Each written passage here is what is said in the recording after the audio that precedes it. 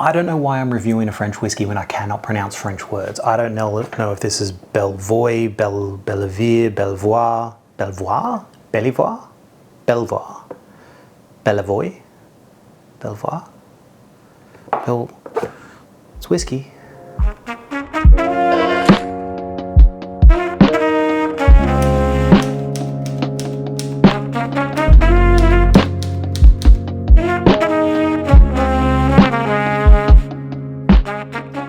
Hey guys, I'm Nath Martin, the Whisky Scribe. I'm a whiskey enthusiast and I love all things whiskey. But taste is subjective and there's a lot of different whiskies out there from a lot of different places.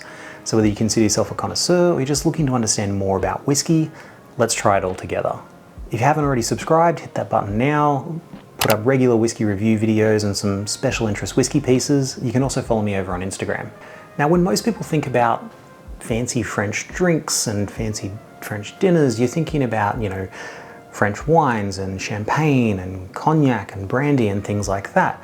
But what a lot of people don't realize is there are a lot of discerning whiskey drinkers in France. So much so that until recently, France was actually the biggest importer of Scottish whiskey in the world. India actually recently overtook them, and not because the French are trying to cut back, it's just because the Indian population is booming and they're also got a new interest in Scottish whiskey. But France, not only are they big on whiskey drinking, they're also making quite a bit of whiskey.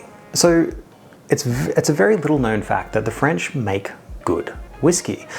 The thing is, they don't share it with the rest of the world in much the same way Australia doesn't share beer with the rest of the world. I mean, if you're not from Australia, you probably think that the classic Australian beer is Foster's. We cannot find it in a pub here because we don't like it. That's why we send it to you. We get you to drink it and then we drink the stuff we like. And the French kind of do the same thing with their whiskey. They've got about 90 whiskey distilleries in France producing good quality whiskey, and there's only a few of them that are sort of making it abroad. So when I had a family member recently visit France and they were asking me what I wanted them to bring back from duty free, I said, don't worry about duty free, bring me back some French whiskey because you can't get much of it here. There's only 2 or 3 distilleries that export. So thankfully, that's how I got this. This is Bellevoye or Bellevoye. I'm really bad at pronouncing French words. If you saw the Champagne de Meur video, you would know that by now. Feel free to correct me. I'm Australian, I'm not French. But Bellevoye is not a distillery, they're a whiskey brand. So they purchase single malt whiskies from other French distilleries and they blend them together and make their own blends. So they obtain whiskey from all over France, and they even do like a little bit more of their own aging as well to get things to where they want them to be. Now their range of whiskies is actually color coded kind of like Johnnie Walker, but I feel like this is a little bit more fancy. And the other thing to remember is that Johnnie Walker primarily is a blended Scotch, so it's got some grain-based whiskey, well, some non-malted barley based whiskey in there. This is a triple malt.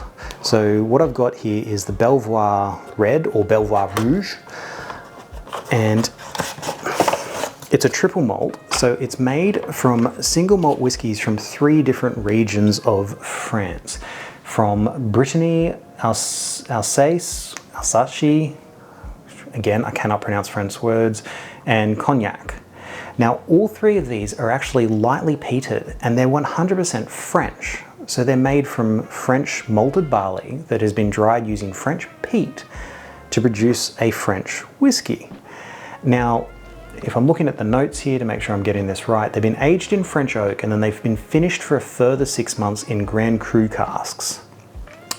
Now, again, if you watch the Champagne de Meur video, I actually got some things kind of wrong there. I referred to the Ratifia Champignon barrels as champagne barrels. I was wrong. That's actually a wine-based liqueur from the Champagne region. Ratifia Champignon apparently means of champagne, so I was kind of in the right direction. But because I got that wrong, I wanted to really look this up. So Grand Cru, it's not necessarily a specific wine. Grand Cru is not so much a grape variety, it is a regional wine classification for the quality of the vineyard. So from what I can find, the Grand Cru casks used here are Saint Emilion Grand Cru Classé, which is a red wine made from Merlot and Cabernet Franc grapes. I've been wrong before. Feel free to correct me. If I've got this wrong, let me know in the comments. But the age statement is 5 years. It's a combination of whiskies that are 5 to 10 years of age and then bottled at 43%. I cannot find anything about colour or chill filtration, but I'm really keen to try a French triple malt whiskey.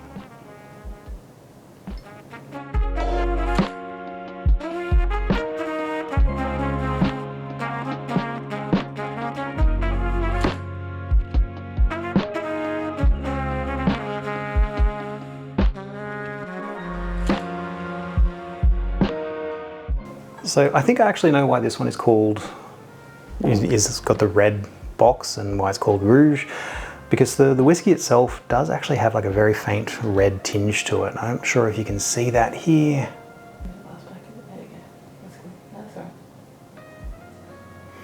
But yeah, it does have it has a faint red tinge to it. It's primarily sort of like a copper color, but there is this reddy tinge, which probably comes from those Grand Cru casks.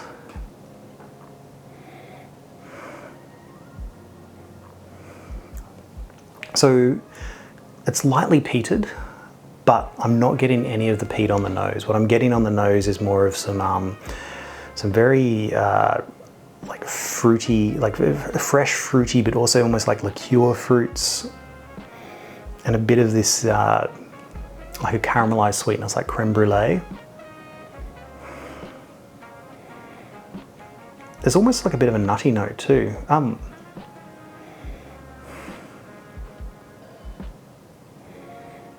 Okay, I would say if you were to serve somebody like a platter that had a bunch of like blueberries, blackberries and things like that, as well as some walnuts with a bit of honey drizzled over them and a creme brulee on the side, that mixed aroma is sort of what I'm getting here.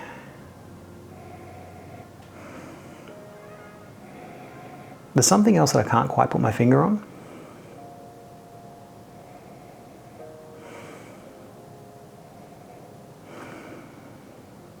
There's an interesting sweetness there, I can't quite discern. There is a bit of apple in there.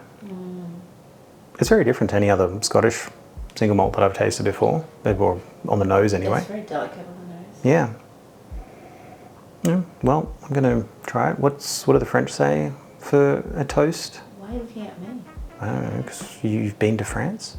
Yeah, I was like 11. Okay, so you weren't drinking? I'm going to say slange because I don't know what the French say for a toast.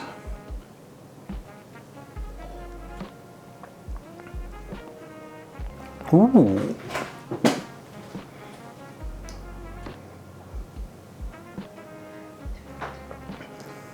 So that sweetness on the nose that I couldn't quite place, it's definitely the primary sweetness that's coming across on the palate. I do know that their whiskey tasting notes say medjool dates. I don't know what they are. I'm not the biggest fan of dates, but I found that most things that I don't actually like to eat, I do like it when it's a flavor in a whiskey. I'm complex. But that might be that medjool dates that I'm getting there, but it's definitely it's some sort of a fruit flavor. And it is sort of like a dehydrated fruit flavor that I'm getting there. There's still that caramelized sweetness.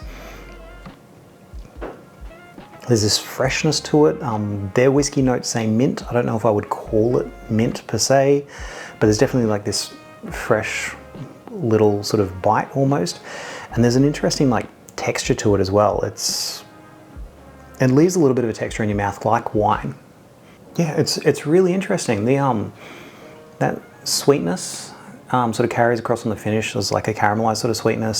Still got a little bit of that creme brulee sort of note to it. The peat, I'm not getting what I would call any form of Scottish peat smoke in there. What I'm getting is like this toasted sort of element. because this actually came from France, the description on the back is actually all French, which I can't read. But when I put this into Google Translate, one section of it said little peaty. So I think what they're trying to say is lightly peated, and it's definitely lightly peated. I'm not getting what I would traditionally call Scottish peat. There's no, like, I'm not getting a whiff of smoke. It's coming across more toasted, which is really interesting. And there's enough elements of some of the flavors that you get from a glass of, like, a really nice glass of red wine coming through in that I think that if you were more of a wine drinker and you were just kind of okay with whiskey, I think this is something that would give you a little bit of a segue. I'm a wine lover as well as a whiskey lover, and this is actually like a beautiful fusion of the two. The really interesting point though is I saw that they actually state in some of their whiskey notes that they prefer to use barrels that have been, I think, cleaned with sulfur. Now, often in Scottish whiskey industry, you will try and avoid that where possible, and it's because sulfur is an interesting thing on the palate. It's very much like coriander or cilantro, if you're in America, in that if you don't like coriander or cilantro, it's a genetic thing. It will taste like soap to you. You will not like it. And sulfur apparently is very much that. And one of the whiskey clubs that I go to tastings at, there's a couple of members there who have that genetic, like, disposition against sulfur. And as a result, you will have a whiskey that everyone in the club will love, except for those couple of people, because they are predisposed against sulfur. I have long theorized that Jess is one of those people who is just cannot handle sulfur. Yeah, I mean, it's in the name, sulfur. That's not... But the thing is that most people won't actually taste it. If you don't have that genetic, like, dislike of it, you actually won't taste it. So I'm not tasting sulfur here or anything like that.